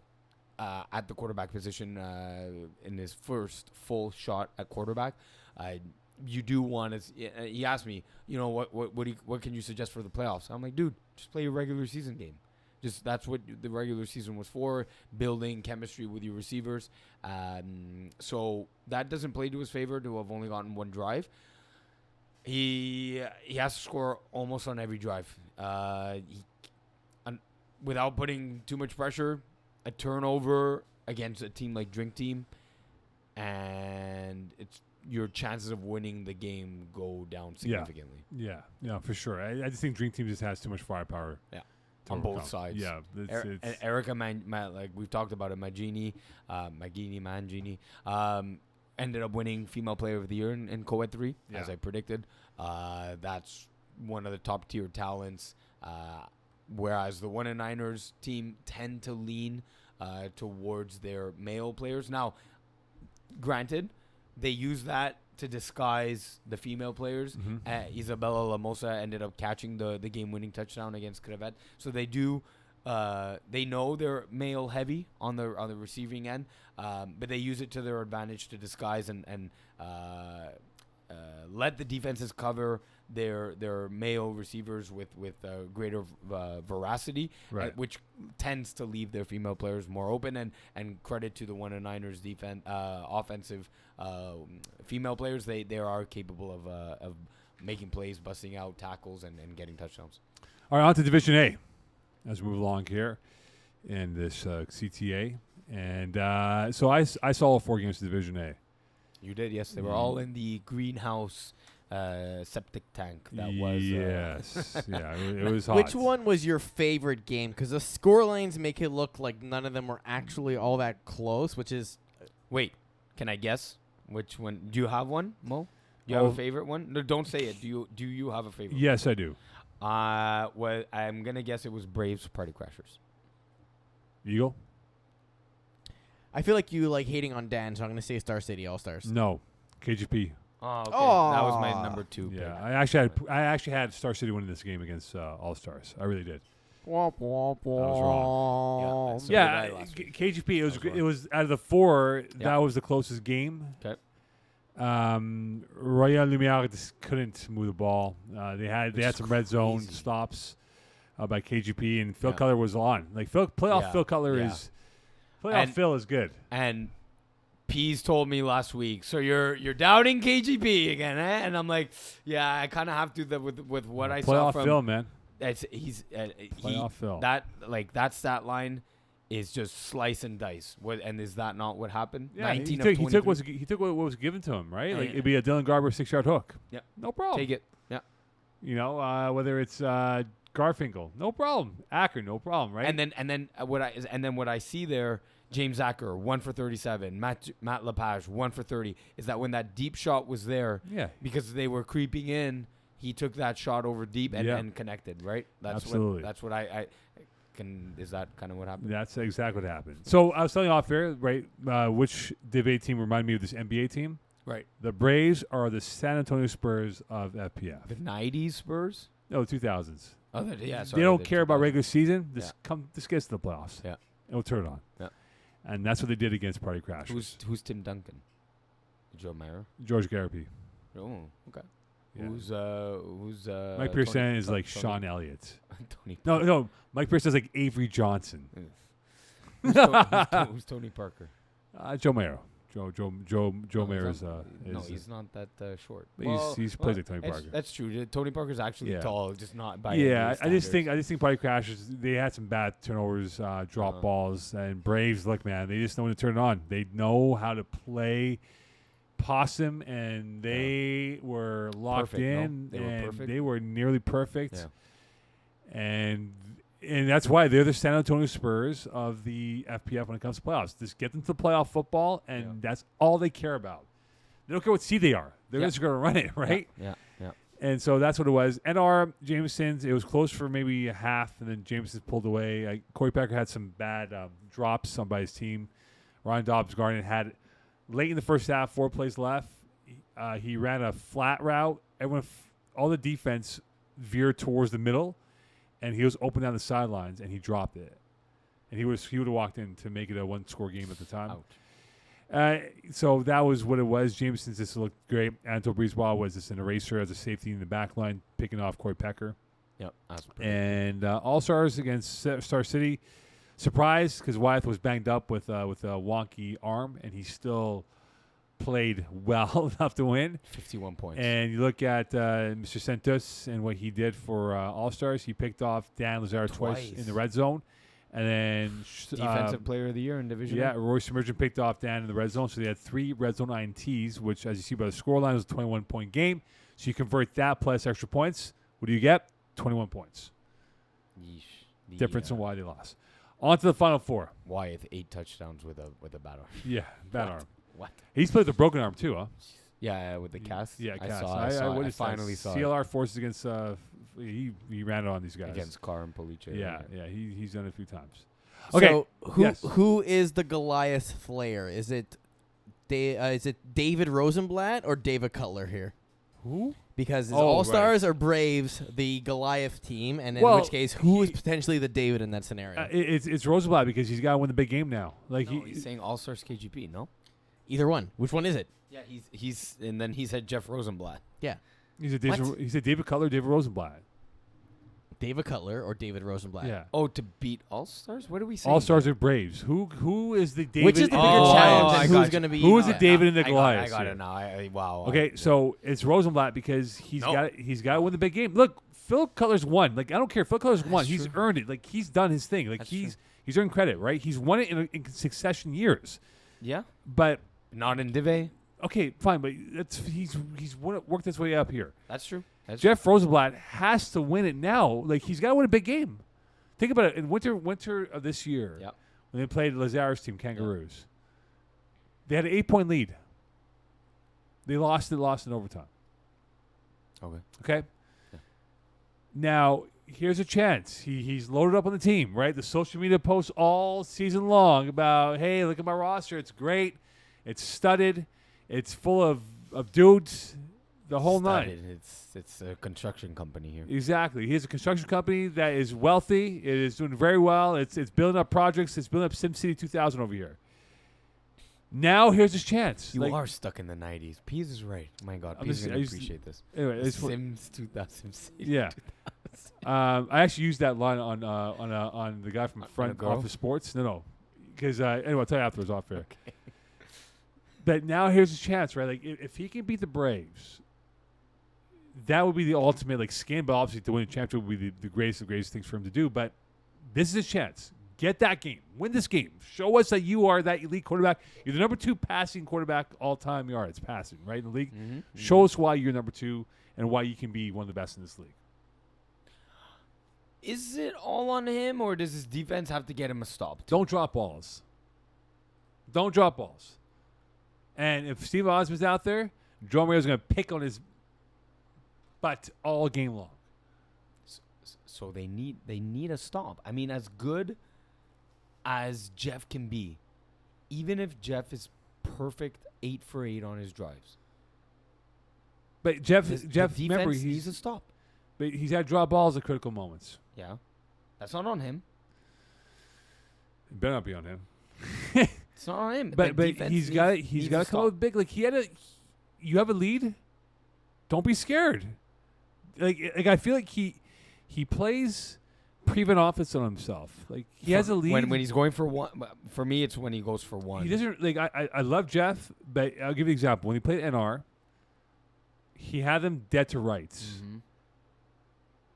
He decided to go deep, dude. Just play it, man. You're up big. Yeah. There's no need to be stupid about it. Just play the situation, understand your situation. And I don't think he understands the situation at times, and it's cost them. And now here's his chance to show why he can be. Yeah, but he's got to understand the situation. Yeah, he does. Yeah. You know, he's a gunslinger for sure, but know your situation, man. You're playing the Braves now. Like, this is it, man. It's ultimate game management against the Braves. Yeah, game management, being smart, and this is it, man. It's your time to shine, man. And 2 points, 2-point converts. It's the thing up against All Stars and Braves. If you're facing off against them, you have to be better than them on your 2-point converts, because the minute Braves get 3, it's a wrap, man. They've wiped out a touchdown. That the minute they get 1 on you, it changes everything. No, it's when they get 3. When they get 6 points off converts, and they literally wipe a touchdown away. That's why they need a stop. The Jameson's defense needs to get a stop for them to win. They need to get a stop, or Jeff Rosenblatt has to outscore Joe Mayer on 2-point converts. And the Braves are way too, I was going to say chemically combined. So I'm going to tell you right now. The chemistry is too good on 2 points. Without looking, what do you think the percentages are on the 2-point converts for Braves and Jameson's? Braves, I'm going to say 56, close to 60%. Jameson's 33 or 40. You're close. So Braves are 51, Jameson at 36%. Mm-hmm. It's a big gap. And there's no way gap. I don't look at team stats anymore. They're convoluted. Yeah, it's a big gap though. But yeah, that's what it's I'm a big saying. gap, that's man. What I'm saying. Big gap. Jeff's this is his chance, going man. for 1 point. I think he has to go 2 point the entire game. This is his chance. He has to go for 2 points the entire game. Because if he beats the Braves, there's a clear path on him winning this championship. So I mean, he's in the final at that point. Yeah, there's a clear path, right? Like he's been the All-Stars already this year. I mean, clear path. Yes, win a game and you're in the finals. That is the path. There's a single option here. It's a clear path. He's being the All-Stars. You know, he's being KGP. Braves, he's got to beat. Okay, All-Stars, KGP. Man, I wonder how healthy Wyeth will be against KGP. Well, what if his arm falls off? Hopefully not. Robot arm. Yeah. And then you just have like a spinning arm just shooting touchdowns. I look at this, if Phil Cutler's got to get Kwesi Gordon-Mall involved. He doesn't have to. I think he does from a speed perspective, because you got Chris Miard, Sentus. Those guys can break on balls going on the short routes. You have to get Kwesi Gordon-Mall involved to keep that defense honest, to create more space for the underneath guys like Lepage, Dylan Garber, Acker, and others. And I think Garfinkel's on the roster. Garfinkel as well. Can stretch the field. Yeah, but he's more the underneath guy, right? Like Sure. If Gordon Mall can stretch that field, it just makes it easier for Phil to see what's out there. Because again, that speed, Millard, Jerome, Sentus, they're good. So yeah. So I think I know how to phrase this a little differently. I think it's a bigger legacy game for Jeff Rosenblatt, but I think Phil Cutler's the bigger David versus Goliath here, or the smaller David, I guess.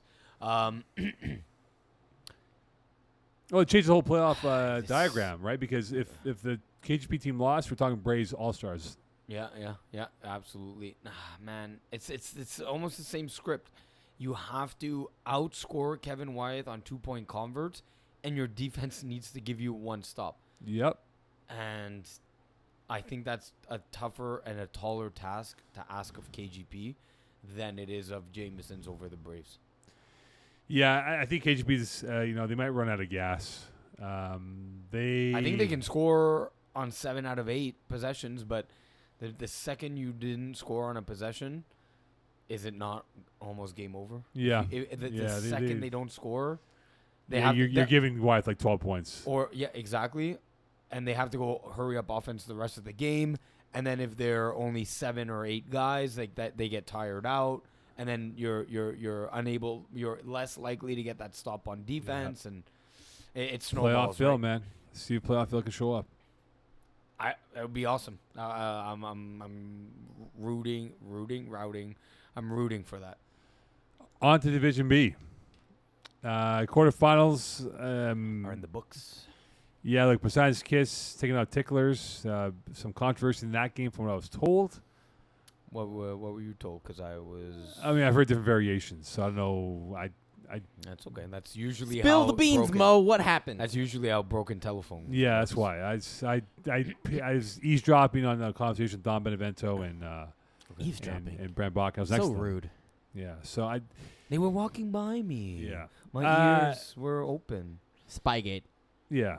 So Poseidon's what happened? Kids advance. There's some controversy apparently What's in the the game. controversy? I don't want Don was mentioning something about Son Ticklers were upset about something. Ticklers thought there was a call that went against them as well. It was a bunch of things that happened, and anyway, You lost by 9 points. Did one call really make a difference? apparently it did. Simon Ticklers were like, we should have won that game. 9-point lead. So Poseidon's Kids wins. Run it once. Close one over Ambush. Yes, I have quickly on that one. Yes, you were there for that. Yeah, a little great game back and forth. Ambush down, down 1. Go for the onside kick after their touchdown. Now they're down 1. Convert the onside on a bang tackle where James Drysdale kind of a shallow post, hard post over the middle, tackled right on the blue dot. From my perspective, so convert on the onside pass, and then Ben McMahon going to drive that field. His single interception of the game, Phil Cutler picks him off, brings it down to the 8-yard line with 5 plays remaining. A penalty by the Ambush defense makes it an automatic first down. Essentially ends the game there. So quarterback of the year, Ben McMahon, a timely interception, time to throw that interception. Phil Cutler, great at undercutting the ball and sealed the deal for run it once. Okay. But back and forth. Noah Groper, 5 touchdowns. Oh, I didn't know that. Wow. That is some serious damage. That's here in FPF. Beers and Brownies. Yeah. Lose to Mangoose. And Bless taking out B-Ravs. The scoreline was not. It was really a 10-point game at the end of the day. Right. Yeah, I saw just that. Score last play and give the 2 point. So my Sports Center update was wrong. B-Raves tricked me. They said there would be 5 players. They ended up being 6. Yeah. And Mike Pearson said we can win with 6. Cool, man. Cool. They didn't win with 6. But they lost. Yeah. So the final 4: Bless, Run It Once, Poseidon's Kiss, Mangoose. More delicious matchup is who? More delicious, I'll go Poseidon's Kiss Mangoose. The more traditional, although very good game, Blessed Run It Once. But juicy storylines and trash talk a little and then fired up emotions. Give me Poseidon's Kiss Mangoose. Hey, here's a fun one. Look at the quarterfinals. What's the average score of the winning team? It's very easy. Like 30-something points, no? 36, Mo. 2 teams 36. got 36, one got 35, one got 37. Yeah. Basic mental math. Nice. Got to learn the mechanics here. So in these 2 games, Which team hitting 36 is more likely to win? Well, And Bless won against Run It Once by 5. I mean, 42-37. Bless and Run It Once are both going to score 36. Yeah, they won by 5, Blessed, right? So, They won by. Oh, you're saying in 42-37 back in the regular season. So, seeing Bless play yesterday. Yep. I think Mr. Ferrand on defense will be key for them in what he does. Jeff's going to not target him. No, Sir William Power as well is another guy you can't target. He is really good, Sir William Power, as we all know very well. But I'm curious to see how Stephen Harpersad manages the football game. Because he had a chance to kill off Braves in the red zone. He threw an INT when it was a 2-point lead. Ooh. You know, whatever it was at the time, they had the lead and kept them alive, right? So he's got to be a little bit cleaner. Because he tried to go for the juggler, and he got U-turned on him at that point, right? So, which, by the way, real quick, although it was a 10-point lead or whatever, there was a key bad snap from Mike Piercin. That's right. That ended up being the difference. Yeah, that's right. Yeah, the bad snap by Mike Piercin, which I'll remind him. Come on, Mo. You got to give the storyline. I know. I'm tired, man. It's a lot of games you got to score. I wasn't even there, and I know about this. For sure. But if Run It Once is going to do it, they got to hope they can force turnovers against Harpersad. And that Run It Once defense, when it's a full squad, and they weren't in the beginning and middle part of the season, that's a good defense. Yeah. They gelled. They started communicating a lot better. When Phil Cutler and Matt Bond are there, it became a much better defense in Division B. Right. Yeah. So that's going to be key. Besides Kiss Mangoose, it's like Cannon Arm versus like Cannon Arm Nick Schaefer versus Rocco Cristiano, right? Shiftiness, yeah. Yeah, two different quarterbacks. Yeah. Like an RPO style is Rocco Cristiano, and Nick Schaefer is that in the pocket, sling it, wing it type of quarterback. Yeah. The athletes on Poseidon's Kiss against this is a team in Mangoose that's been together for eons, right? These are guys who've gone to high school together. I think grew up in the same area more or less, and know each other very well. And I'm trying to see quickly here if they played each other, which I'm sure they did. Every team played every team. Yes, in and Kiss won by 2 against Mangoose. And this was recently, actually. July 9th, so 2 weeks ago. So it's fresh in the minds here. Out in Laval, yeah. Yeah. Now, a guy that I'm going to circle that could have a big game, a big time game, is Juwan Edgehill. Okay. If Rocco's had a good connection with Juwan this year, and if he finds him early, gets him fed, he can really do damage against this Mangoose team. If he lines up on the side of Marvin Steinberg, though, that could be shut down. Yeah, but Oliver Surrey as well is a guy I'm watching out. Yeah, he's a guy that can clean up a lot of messes out there. Yeah, he'll be the guy to limit the evasive Corey Williams, Jared Taylor, limiting the damage that they can do after the catch. Yeah. So that's going to be unique in how this plays out. I think it's going to be that quarterback play who can make the least amount of mistakes, but also the guys like Juwan and Surrey are going to be watched out for in that football game. All right, on to Division D1. As we get into the Final Four here. Quickly, any games that caught your attention that really surprised you in terms of who won, who lost? No. I mean, the DNE X-Men game was, an upset in the making.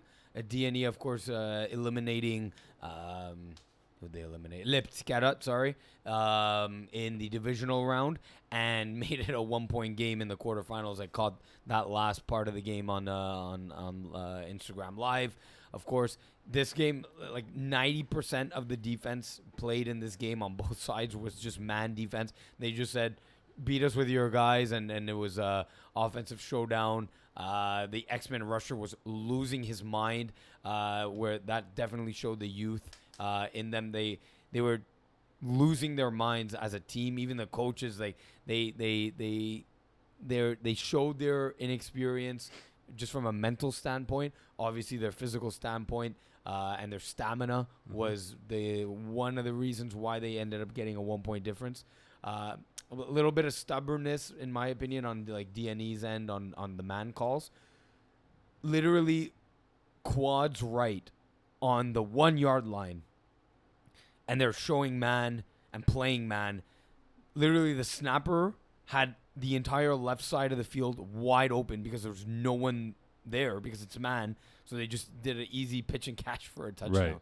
Like it just. Anyways, so the composure will have to stay in place for the X-Men if they want to go all the way and repeat or bring their championship from Division 6 on to Division D. That was one for me. Okay, for me,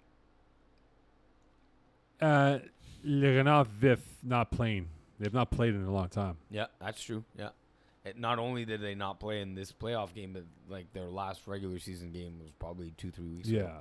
So how in sync will they be? And look at the Final Four. X-Men Born in the 80s, it's like two like generations, like the 80s versus like the 2010s. Like, it's or sorry, 2008. I would think these kids are 16. So 2008, 2007, whatever it is. 09, yeah. You know, 08, 09. Because the maturity of X-Men keep up with the Sunday school or the Sunday YMCA GM style team Born in the 80s. Them too. They're also going to the YMCA. Yeah, there's like kind of like a YMCA team, right?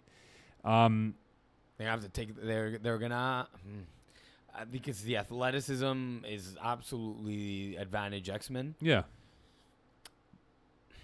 What's my key to victory for Born in the 80s? They're gonna have to limit the possessions. They're gonna have to. They can't play man defense. It's not like DNE where they had a bit of some Division 3 players playing in Division E. Yeah, it's tough. I would again. I said it last week, but there's reasons why Julien Prou's not like the full-time rusher. But you may want to. Although Daniel Abelard's been doing a very, very. He rushed, seeing Game of the Week, he rushed Vincent Chung very well. Yeah. And he's a speedster, has absolute wheels. There's. I think you have to muddy the water, play it, drive the field, gain 3-4 yards every play, get first downs, choose 6 minutes of clock, 7 minutes of clock, and limit the possessions of X-Men to 5 or 6. Get them frustrated.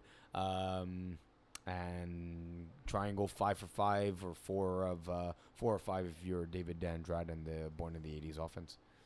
Primetime. They are in this. They have really snuck up on teams. No one really thought they would do much. They're a bunch of university football guys. Got better and better. They're playing Le Renard Vif in this game. 2 tackle teams actually going at it. This one expect some flags to be flying in this one. Oh, absolutely. Thoughts on this game and how this plays out? So, Le Renard Vif, from the gate, seemed like the better flag team coming out of tackle and making those quick adjustments. They were going deep only when they needed to. Otherwise, they were driving the field methodically, very much like a well-oiled flag machine. Whereas Primetime, it took them a lot more time to figure it out, although they're here. But expect a lot of physicality, expect a lot of man defense, expect a lot of shouting, I think. Yeah. It's going to be high energy, high intent. It's going to be which quarterback can stay the more calm, cool, collected in the pocket, in the huddle, getting their teammates to cool down. And I think I'm leaning towards Renard Vif in this one. Yeah, well, we'll get to our picks soon here, but Renard Vif might have a little bit more stability at the quarterback position coming into this game than Primetime does. Primetime has athletes, but now with tackle season just around the corner, how many of these guys are going to want to risk playing now, knowing that training camp begins literally in 2 weeks for some of these guys, not in 10 days for reporting for meetings and all that stuff here as well. All right, on to Division D2. As we wrap it up here in this FPF playoff preview here.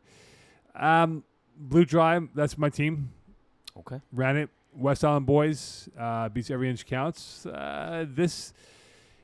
West Island Boys, Every Inch Counts, they've had some really good games this season. Matchups between them, the history of these two teams. The history of the West Island Boys against this core group of guys goes back to winter season as well in the playoffs, which the West Island Boys lost to them. Yeah. And they had a really good regular season game as well, which the West Island Boys won on the last play on defense, on an interception.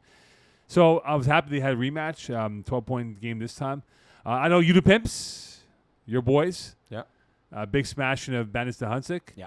And Big Fat Bats. taking out the False Kings. The shutout. They shut them out. Yeah. 2 teams I don't like, and one had to win. Okay. Why don't you like? What's the number one reason you don't like Bandits and the number one? Oh, they're reason False you, Kings Bandits. you- I told him. So straight False to- King, yeah. False King label, and number one reason you don't like Big Fat. Bats. Joe Marghese thinks they're going to the finals. Joe Marghese. Yeah, Okay. yeah. All right. Big Joey Chestnuts over there. Joey just We'll call that Joey Chestnuts. going with the hot dog. Yeah, record going here. Joey Chestnuts here. Okay. So I know you the Pimps against Le Bleu Dry. I think this is the first one in 50 Wait, wins. before 1 second. There's the West Island boys every inch count. Had to mention it. Skylar Bailiff iced the game with a ridiculous mossing one-handed catch down the middle of the field. That put the game away for West Island boys. Excellent. Just had to shout it out. Perfect. I know you the Pimps Le Bleu Dry. I think it's the first one in 50 wins. No, first to 40. Both are going to throw bombs. Yeah. Both are going to really air it out. Yeah. I don't see how this is not going to be. I'd be shocked if it's less than 30. Like, I'd be shocked if the total points scored in this game is 60, 65. Yeah, I take the over. I take the over. Yeah. If the line was 75, I'm taking the over in this. Ooh, the 75. You take the over? Yeah, 40. I think both teams will score 40 in this game. 75. No, I mean, I can see it being 35-35. Like 70 and then 38-35 Yeah. kind of score. But you know, Le Bleu Dry, they have really good firepower on offense here. You talk about the quarterback play in this season and what they have. As I get these stupid ads, man. Like seriously, man. Like What is the ad for, please? Thomas Cruise, man. Last minute Alaska cruise. Like seriously, man. These stupid ads, man. You You been on a cruise? You want to get on a cruise to Alaska? No, I don't care for an Alaskan cruise. Maybe not? maybe to the Arctic Circle I will go, but not Alaska. Anyway, What? Yeah. Go. quarterback is going to be key for this game here. Yeah, Fred Junot. Mm-hmm. Junot is a good quarterback, and no one really talks about him, but he has got a cannon of an arm. Yep. He's not shy of throwing that ball more than 20-plus yards. So I think that's going to be key for them. I know you the Pimps. Brady.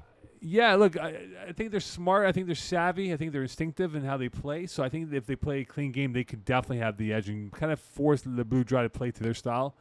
Well, you know, and Blue Dry have rocket launchers that they'll just go 40-yard bombs every single time out there. So that's going to be fascinating to see. But West Island boys, big fat bats. This is pretty good. This is a sumptuous game here. That's a nice one. Yeah. This is West Island versus East Island in Laval. Yeah, nothing says the tip of the island playing off the island like these two teams play. Man, this story writes itself. West Island versus East Island played on North Shore for a playoffs, which was originally in South Shore. Now that'll be Now the Central. center of Montreal and Papineau, which we got to change, by the way, on the. I know. Yeah, we'll change it. Zach Stacey. Yeah, versus Matthew Zeppetelli. Yeah. Zeppetelli's I'm trying to going redeem himself, the redeem team. there. Yeah. We had him on right a month ago, and Yeah. how I asked him, "Do you guys From the choke?" winter, We were over, yeah. yeah. This might be his toughest game that he has left. Yeah. For now. For now, yeah. For now. Yeah, it would be cool to see him back in the final, right? To see a full redemption circle. I don't want that. I mean, that's a cool storyline. Because Joey Chestnuts would me, bro. I told you. You're gonna. I told you, bro. told you I told you. I would be in the God, finals, bro. Not one, but two, bro. No, but it would be interesting to see the redemption story of Matthew Zeppetelli and Big Fat Bats trying to get back to the finals. Although, yeah, I mean, yeah, it's going to be a tough road to get there. Zeppetelli's, and I think he would say it himself. He's had some I don't want to say off games, but there's some drives where he stalls, and he's trying to do some sidearm passing, which he's done in the past. It's nothing new, but the accuracy is just a little off. Though he's gotten those game breakers like Joe Marghese, like even Michael Caparelli, Ryan McNally. Say it properly. Archie McNally. Archie McNally, thank you. He said something to me about you. He's like, tell Mo to look at my stats. I told Arch. Don't worry about my stats, bro. Worry about your game. Okay.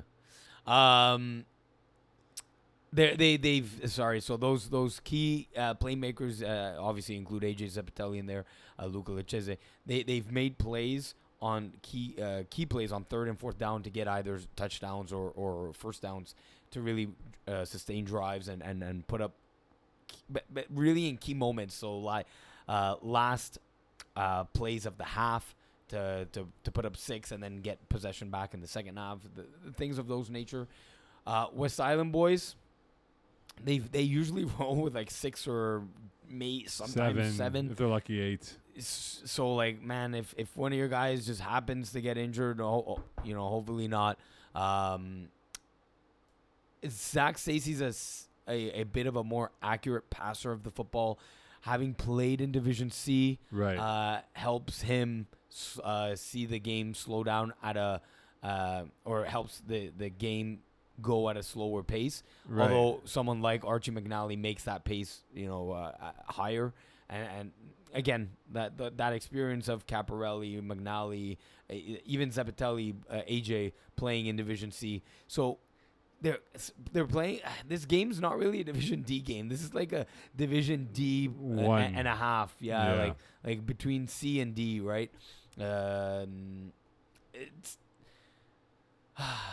I think it's a game. Both quarterbacks score 5 touchdowns, and it's gonna come down to converts. And Joey Chestnut drops the ball. On a 1-point convert. Too much mustard in his hands. Oh boy, yellow. There was a lot of relish on that pass, and no, there's just he has jaundice. Maybe he was a bit too yellow.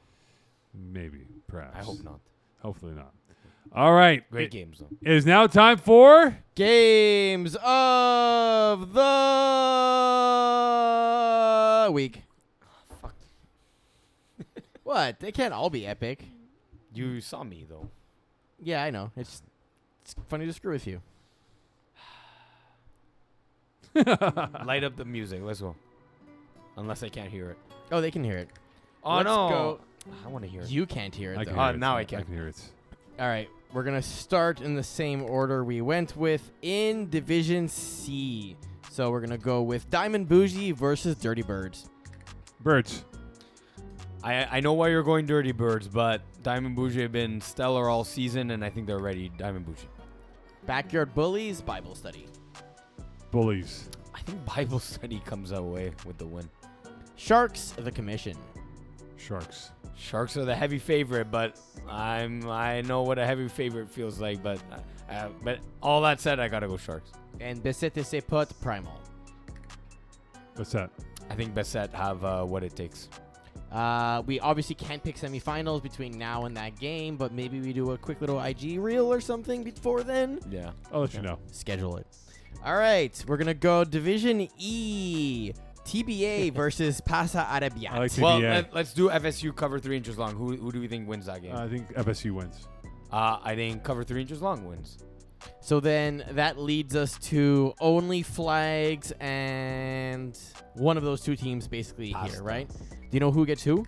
I do, but I forget. Not like looking at it right now. Okay, lovely. Hail Perfect. Marty, Satrial. Hail Marty's. I'll go Hail Marty's. And show me them TDs, bend, don't break. Show me the TDs. It's close, but show me them TDs. It's close. All right, let's do all the combinations. Only flags, Pasa Arabiat. Pasa Arabiat. I'll go Pasta for that one. And Ramfins, only flanks. Rampins. I'd go only flags in that one. Okay, FSU, Pasa Arabiat. Pasa Arabiat because FSU and these guys had a good game last time. Yeah, Pasta. Ramfins, FSU. FSU. I'd go Ramfins for that. And cover 3 inches long, Pasa Arabiat. Oh, we're doing the... Yeah, Pasta.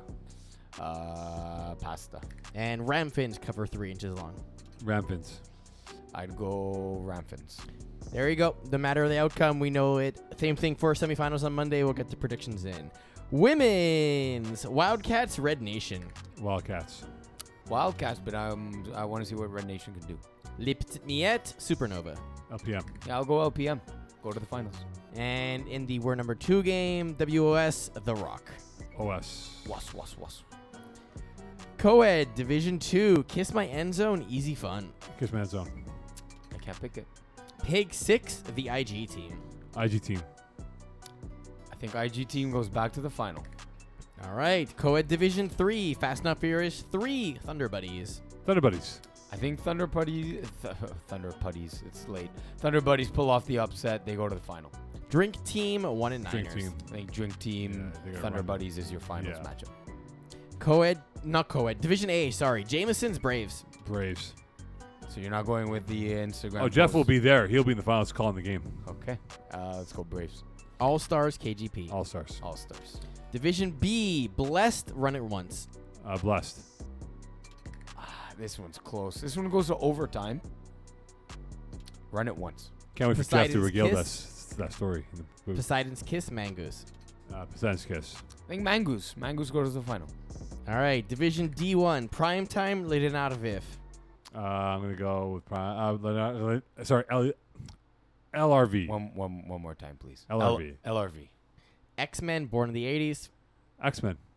Yeah, I think there's too much youth, too many hamstrings that are gonna get pulled. X-Men. And last game here, Division D2, Idaho Ute Pimps, Les Bleu Dry. Blue Dry. Damn you, Mo. I can't pick it. And Damn West you. Island Boys, Big Fat Bats. I'll go Big Fat Bats. Overtime. Another overtime game. Who's better in converts? West Island Boys. All right, last show next week. This fact will be the last show for a lot of us. And then we got Roadshow. Yeah, Papineau. We got to change the schedule, by the way. Schedule has to be changed to Papineau, please. Yes. Where are the finals? Papineau, Sunday, Monday. Both games. Both days. days. Both Sorry. days. Papineau. The crane has been booked. Yes, I heard. Use the coach's crane. Yeah. We had an option between a 7-foot and a 12-foot. And you went? And we went with the 12, obviously. We went big. Because if we were going to go with the 7, I said just strap a camera to Mo's head. Yeah, exactly. You get 13 out of it. All right. Magic words, please. I don't do that. Good night. Sinead O'Connor. Sinead O'Connor's her name. But good night, Ireland, who lost to Canada in the Women's World Cup. Yay.